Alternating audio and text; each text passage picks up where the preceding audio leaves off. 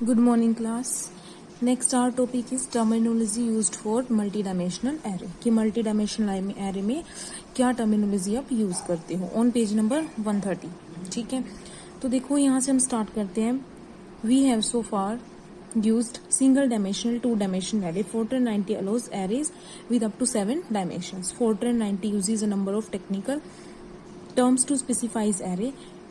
We will describe them now. The declaration real dimension -1 to 5 होगी lower bound और 0 से 10 होगी upper bound. B states that B is an array with two subscript. Two subscript होगी इसकी. The first subscript has a lower bound -1 and upper bound क्या है उसका 5.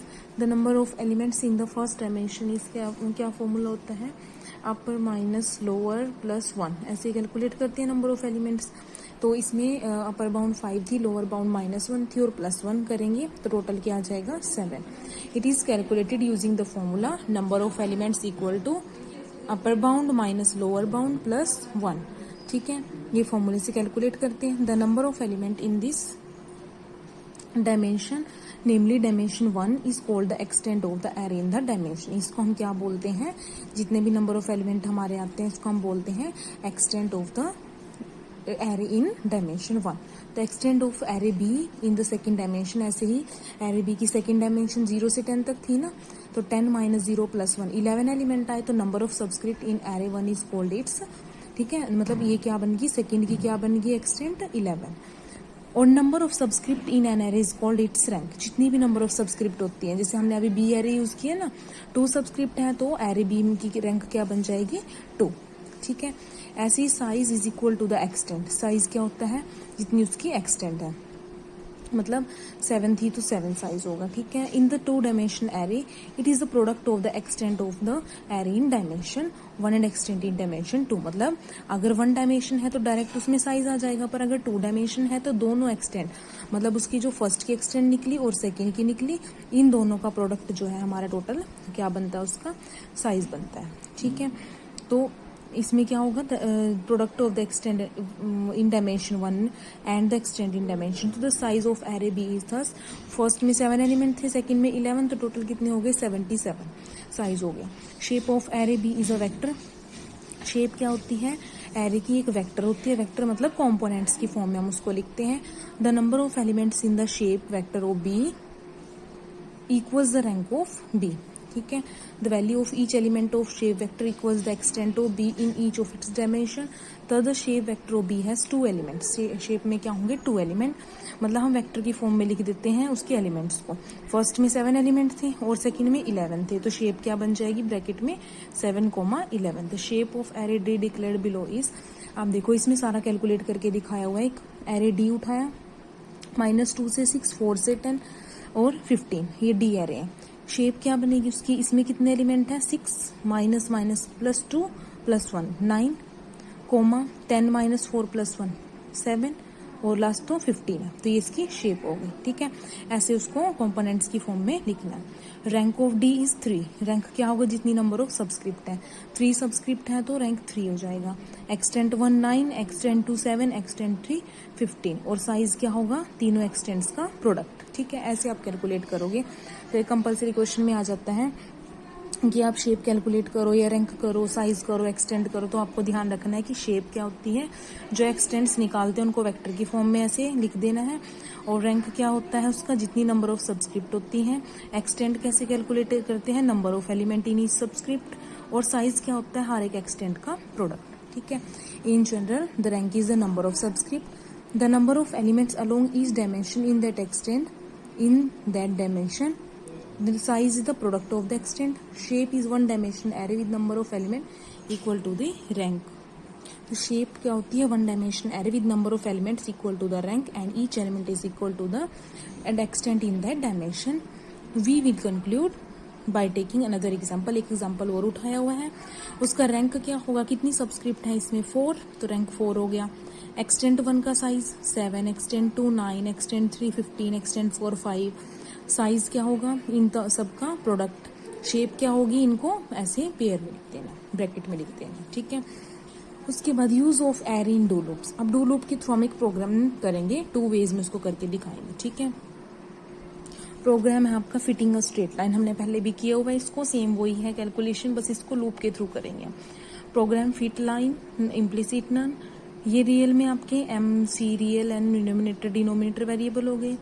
Real में हमने सम जो भी इनिशलाइज कराए हैं, और डायमेंशन का हमने 2 एरे उठाए हैं क्योंकि पॉइंट्स डालने हैं, तो एक्स के जितने भी पॉइंट्स होंगे और वाई के जितने भी पॉइंट्स होंगे वो हमने 50 डायमेंशन का एरे उठा लिया कि 50 तक पॉइंट हम उठा सकते हैं। क्योंकि देखो अब अगर आपके पास 50 पॉइंट्स हैं तो आप ये तो नहीं करोगे कि x1 x2 से x50 तक वेरिएबल उठाओगे, ठीक है। तो 50 करने की बजाय आप लोग क्या करोगे, एरे यूज करो, क्योंकि same set of element of same data type होता है ना एरे, तो सारे सेम टाइप के तो एरे एलिमेंट होंगे, तो हम उसका एरे बना लेंगे, एरे के थ्रू करेंगे, क्योंकि इसमें जितने मर्जी ऑफ एलिमेंट हम डाल सकते हैं। फिर इंटीजर में एन और आई हो गया। टाइप नंबर, सबसे पहले नंबर ऑफ पॉइंट कितने लेने हैं, मैंने एरे है 50 ले सकती हूँ, 40 ले सकती हूँ, 30 उठा सकती हूँ, वो मैंने रीड करा दिया। उसके बाद एरे रीड कराया, इसका सिंटैक्स मैंने आपको बताया हुआ है कैसे रीड कराते हैं। फिर लूप चलाई हमने 1 से n तक, जितने नंबर ऑफ पॉइंट है वहां तक लूप चलेगी। तो सम x में क्या आ जाएगा, वही xi का सम, ये yi का सम, ये xi इंटू yi का, और ये xi इंटू xi का, एंड कर दिया। फिर रियल n वेरिएबल में हमने n को स्टोर कराया, डिनोमिनेटर कैलकुलेट किया, डिनोमिनेटर कैलकुलेट किया, m क्या होता है, डिनोमिनेटर बाय डिनोमिनेटर, ये पीछे सारा कराया हुआ है प्रोग्राम, बस लूप लगा कर किया है। c क्या होता है, summation of y minus m into summation x divide by n, और लास्ट में इक्वेशन प्रिंट करा दिया, ठीक है। ये सिंपल हमने एक लूप के थ्रू, एक एरे के थ्रू एक प्रोग्राम करके दिखाया है, ठीक है। उसके बाद नेक्स्ट एक यही प्रोग्राम जो है सेकेंड वर्जन में दिया हुआ है, ठीक है। इसमें क्या किया हुआ है, देखो fitting a straight line version 2, थोड़ा सा चेंज है इसमें, इम्प्लिसिट नन, ये सारी वेरिएबल डिक्लेरेशन होगी, ठीक है। उसके बाद एंड रीड करा दिया। तो इसमें हमने एलोकेट यूज किया है। हमने क्या किया है, जो एक्स और वाई एरे उठाए हैं वो एलोकेटेबल टाइप के उठाए हैं। एलोकेटेबल का मतलब होता है जैसे ही हम नंबर ऑफ पॉइंट रीड कराएंगे तो साइज इनको एलोकेट हो जाएगा, ठीक है।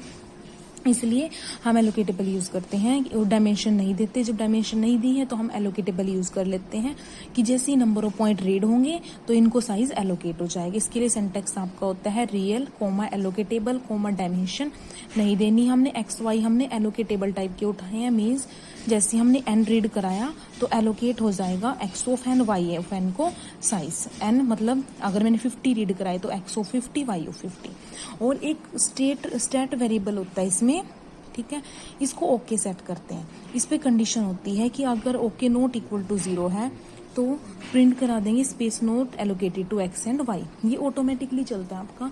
ये क्या होता है, जैसे ही आप एंड रीड कराते हैं उसको एलिमेंट्स मिलते जाते हैं और उसको ओके को 0 सेट करता रहता है। ये इंटरनल प्रोसीजर होता है सारा। जहां पर भी कुछ एरर आ जाती है, कोई एलिमेंट नहीं मिला उसको, कोई एलोकेट नहीं हुआ, जैसे एक्स ऑफ 20th पोजीशन पर एलिमेंट नहीं मिला, तो वो क्या करेगा, अंदर से ही इंटरनली ही क्या करेगा, उसको नॉट इक्वल टू 0 सेट कर देगा और मैसेज प्रिंट करा देगा space not allocated to X and Y और स्टॉप कर देगा। अदरवाइज वो जब तक उसको मिलते रहेंगे एलिमेंट एक्स ओ 1 2 3 4 सारी पोजीशन पर, तो वो क्या करता रहेगा, इसको ऑटोमेटिकली 0 सेट करता रहेगा और एंडिंग। फिर हमने रीड करा दिया X O 5 Y O 5 1 to n, ठीक है। फिर सेम वही प्रोसीजर है, ये कैलकुलेट होंगे सारे फॉर्मूले, कैलकुलेट होकर ये प्रिंट हो जाएगा, ठीक है। If for some reason the compiler is not able to allocate the required storage, it has a provision to inform the programmer about it. In order to use this facility, the allocate statement should be changed to allocate x of n y of n stat equal to okay. In the above statement, stat is known as the allocation status indicator. If the allocation is successful, then the variable name follows stat equal to will be set to 0. If unsuccessful, the variable name will be non-zero integer, ठीक है। Thus in the above example, the variable name OK will be 0 if allocation is successful. If allocation is not successful, then program should be stopped. This is done by the statement this, ठीक है। ये सारा मैंने आपको बता दिया, वही explain किया हुआ है। It is good programming practice to check the status variable as shown above so that if there is a problem a clear message is given by the program. In large program where there is not enough memory very available, it is convenient if the space occupied by an array is released after use, ठीक है। कि जैसे हमने allocate कराया size, ऐसे ही कभी कभी क्या होता है बहुत बड़े बड़े प्रोग्राम है जिसमें एरे यूज करना है, तो हम क्या करते हैं, एक और स्टेटमेंट यूज करते हैं, डी एलोकेट। डी एलोकेट में क्या होता है, जब उस एरे का वर्क पूरा हो जाता है तो वो अपना साइज छोड़ देता है, अपनी स्पेस खाली कर देता है, तो उसके प्लेस पर कोई और हम डाल सकते हैं। तो डी एलोकेटेबल स्टेटमेंट इसके लिए होती है। In large program where there is not enough memory available, it is convenient if the space occupied by an array is released after use. Such a facility is available in Fortran 90. After array x and y are used in the space may be released by the statement this. Deallocate statement हम use करते हैं space को खाली कराने के लिए, ठीक है। In this case also stat can be optionally use to check whether deallocation is successful. इसमें भी हम स्टैट यूज कर सकते हैं यही चेक करने के लिए कि स्पेस खाली हुआ है नहीं हुआ है। जैसे deallocate X of N Y of N stat equal to done. अगर डन नॉट इक्वल्स टू 0 आ गया तो देन एरे नॉट रिलीज्ड, मतलब स्पेस नहीं छोड़ा उसने। और अगर ऑटोमेटिकली वो सेट होता रहा 0 तो वो एक स्पेस खाली होता जाता, ठीक है। तो इसमें ये एलोकेशन और डी एलोकेशन के बारे में सारा आपको बताया हुआ है, ठीक है, कि एलोकेट किस लिए यूज करते हैं, डी एलोकेट किस लिए यूज करते हैं। तो इसमें भी अगर आपको कोई डाउट होगा तो आप डाउट क्लास में लोगे। ओके।